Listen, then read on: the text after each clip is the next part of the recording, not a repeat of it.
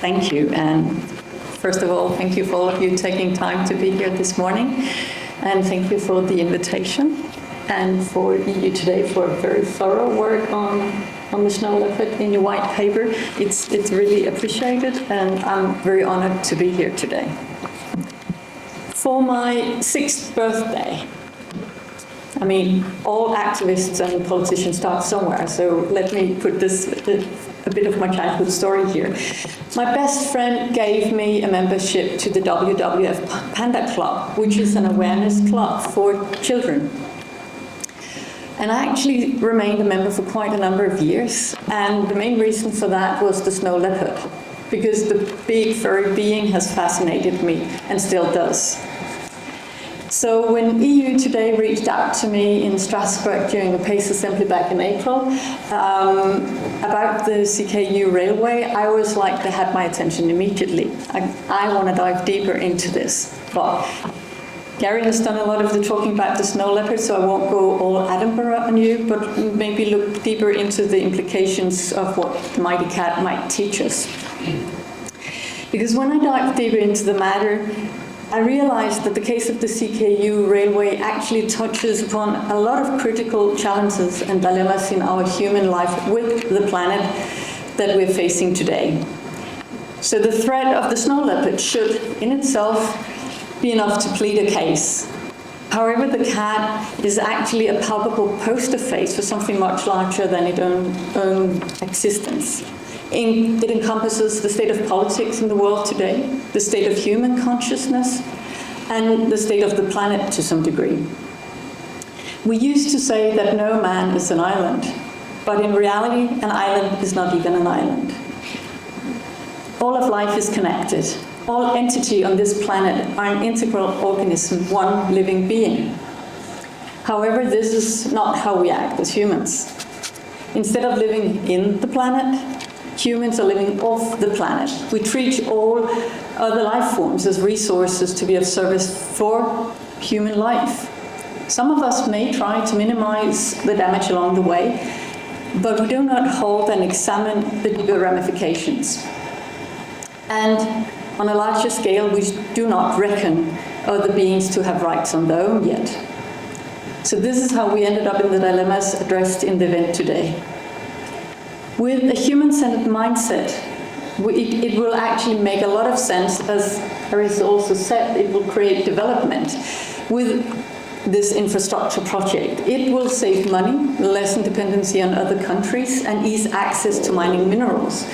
It will ensure growth of human economy. But if we look at it from an eco or bio-centered mindset, however, this makes no sense at all. Huge infrastructures projects have enormous impact all over the planet, nowhere it's made. But when you go to a very sensitive and almost untouched high mountain system like we are seeing here, it'll have a much, much bigger impact. It will be a life-changing project for the mountains if this is happening, and especially if life on the mountain is not taken into consideration. It will change things in a scale which is very hard to predict. As was said, the biggest predator, the snow leopard in this mountain, is the cherry on the top of a very broad system. The mere fact that some of these cats individually need up to 1,000 square miles each just to feed is rather telling. Sustenance is scarce, and the number one challenge for the snow leopard is actually the lack of prey. And when nature changes, prey animals may disappear. During the construction of the CKU railway, the nature will be pushed, molested, removed. Places that have spent millennia growing and developing into what it is today, it will vanish. Just on a scale that usually, where I come from, one bridge is a life changer. We don't have many tunnels in Denmark, but it's also a life changer. This project has planned for 29 tunnels and 50 bridges. It's rather large, it's enormous.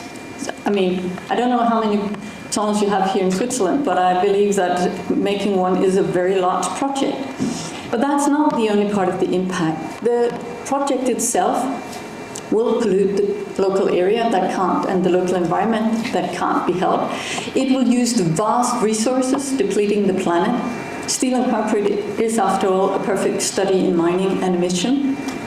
And when the railroad is all done, it has created the barriers that was talked about before in the habitat of natural life. In addition, infrastructure projects like this are actually made to enhance behavior that in itself will wear and tear nature even more and hasten climate change. It's not only speed and security which is the motivation for this railway. The access to resource extraction like iron, aluminium, and rare earth elements is most likely the top priority for China to dive into this project. An extraction that will spawn even more destruction of habitat, mines, mills, and plants will spread in one of the few places on our planet that are not yet really touched by the Anthropocene. And the railway is highly political. Seen from an Asian perspective, I could talk about how China will strengthen its stronghold in Central Asia, how they bind two countries in a debt structure which is already known from many places, like also in Africa. And as disturbing as that may be from my perspective, it's not the only political impact. The rights of the local life are completely put out of the game, both for nature and for the humans living in that nature. Basic rights that we normally would expect from each other globally is lacking. The livelihood of local humans seem not to be taken into consideration at all. The absence of environmental assessments that have already been talked about is, from my perspective, deeply problematic. There's no transparency or democratic participation in the process, and the standards of good governance have been bypassed. From a rights-based perspective, and I believe in international legal order, I have to say I think this infrastructure project is, as it looks now, a complete disaster. Usually what we can do with other countries is only to criticize, challenge, or even encourage each other to do better. But in this case, the EU actually has some muscles to flex. EU has designated both Uzbekistan and Kyrgyzstan as GSP plus countries, which give them access to duty-free access to the EU market for thousands of the products. Up to maybe 2/3 of the products can come in without duty to our countries. There are only 8 countries having that benefit. As part of this scheme, the countries should not only ratify, but also effectively implement 27 conventions on human rights, labor rights, environmental protection, and good governance. And as you may have heard by now, the CKU railway is clearly not living up to these standards. The deal is, EU is a huge market. So there are a lot of financial muscles here.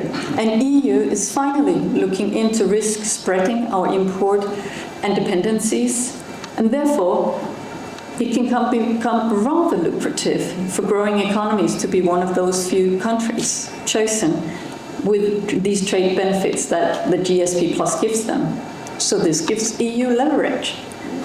I've heard that they have recognized it, but I've not heard that they've acted on it. But in my opinion, EU ought to use this position and act immediately.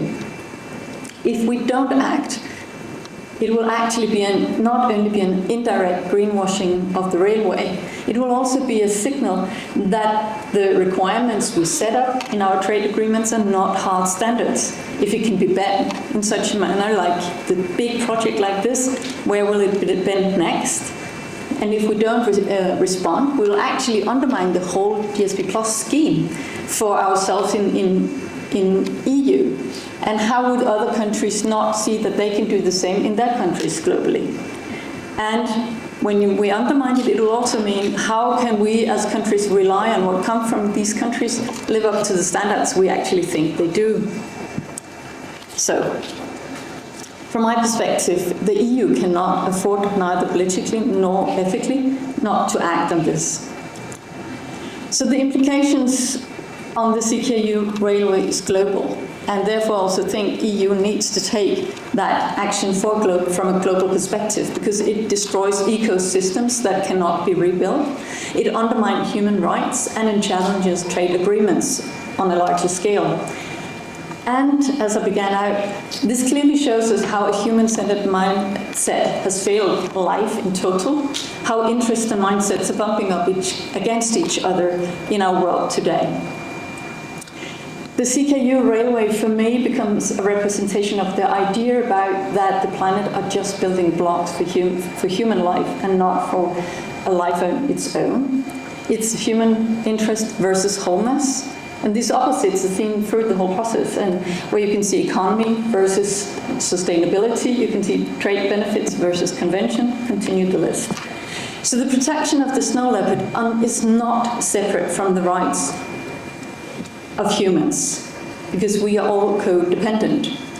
And we need to fill that gap, not only with action, but also with convention, recognizing nature's own rights in its own self, and establish ecocide as an international crime. My hope is that this railway and the endangering of the silvery feline, which is so beautiful, can become an eye-opener and a collective teaching, that it'll start shifting our mindset. And so we start to look deeper into how we are an integral part of an interwoven ecosystem. And that will see the need for political action and act. Thank you for your attention.